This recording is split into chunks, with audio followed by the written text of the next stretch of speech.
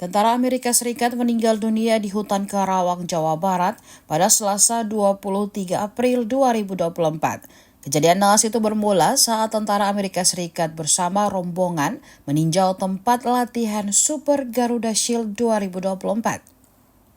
Dikutip Tribun Timur dari Kompas.com, berita duka itu dibenarkan oleh Kapus Pen TNI Maijen R. Nugraha Gumilar.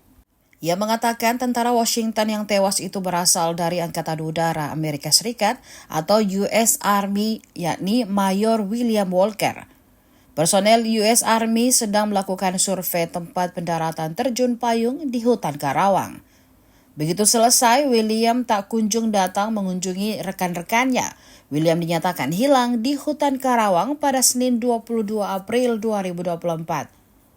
Gumilar mengatakan William diduga meninggal karena sakit jantung. Saat ini, jenazah William pun telah dievakuasi. Dikutip dari Tribun Jabar, hal senada disampaikan oleh anggota tim SAR yakni Emon. Ia mengatakan pencarian William dilakukan sejak Senin sore.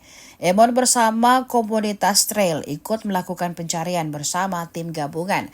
Dari informasi yang didapat, William berhasil ditemukan tak bernyawa pada Selasa 23 April 2024 sekitar pukul 01 waktu Indonesia Barat.